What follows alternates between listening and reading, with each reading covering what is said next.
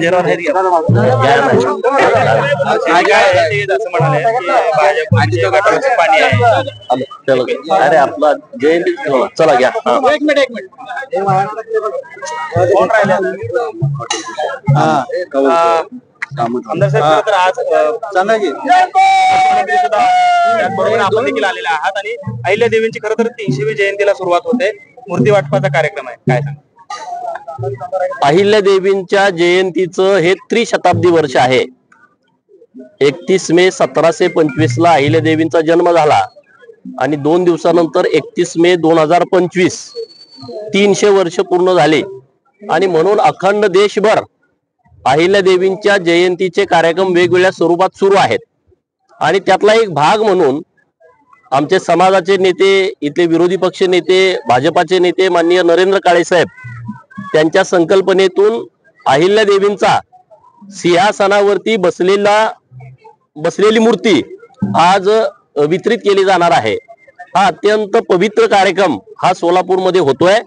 घराघरामध्ये अहिल्या देवींचा फोटो असला पाहिजे, घराघरामध्ये अहिल्या देवींचा पुतळा असला पाहिजे, अशी संकल्पना आता सर्व अहिल्या भक्तांनी राबवलेली आहे. आणि म्हणून सोलापूरमध्ये दरवर्षी असे वेगवेगळ्या संघटनाच्या माध्यमातून मूर्ती वाटपाचे कार्यक्रम असतात. आणि या कार्यक्रमाला राज्याचे महसूल मंत्री माननीय चंद्रशेखर बावनकुळे साहेब पण आलेले आहेत. तर हा एक चांगला कार्यक्रम सोलापूरमध्ये आज पार पडतोय. मी विशेष अभिनंदन करतो नरेंद्र काळे साहेबांचं की त्यांनी चांगली संकल्पना राबवलेली आहे.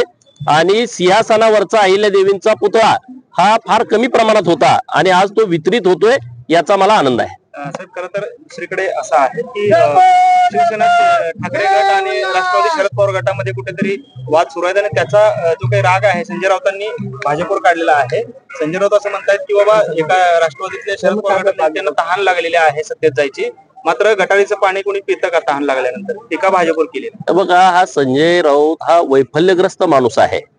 2019 ला मी कुणीतरी किंग मेकर आहे आणि मी भाजपच्या पाठीमध्ये कसा वार केला अशा ते आविर्भावात वावरत होते.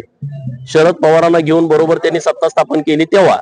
आता ती पूर्णपणे परिस्थिती बदलली. माननीय देवाभाऊंच्या नेतृत्वामध्ये 2022 ला एकनाथ शिंदे साहेब मुख्यमंत्री आणि देवाभाऊ मुख्यमंत्री असं एक सरकार नव्यानं स्थापन झालं आणि जे नॅचरल अलायन्स होतं, आता परत देवाभाऊंच्या नेतृत्वामध्ये महाराष्ट्रातल्या जनतेने भरघोस असं मतदान दिलं, बहुमत दिलं आणि त्यामुळे आता त्यांच्याकडे कुठलं काम उरलेलं नसल्यामुळं अत्यंत खालच्या लेवलला जाऊन ते टीका टिप्पणी करत राहतायत.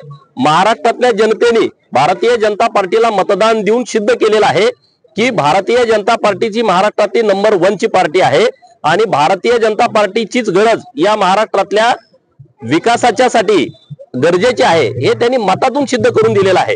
त्यामुळे आता संजय राऊतांची स्टेटमेंट रोज वेगवेगळी येत आहेत, त्या स्टेटमेंटला फार काही महत्व आहे असं मला अजिबात वाटत नाही. बंधुप्रेम न्यूज चॅनलला लाईक, सबस्क्राईब व बेल आयकॉन दाबायला विसरू नका. धन्यवाद.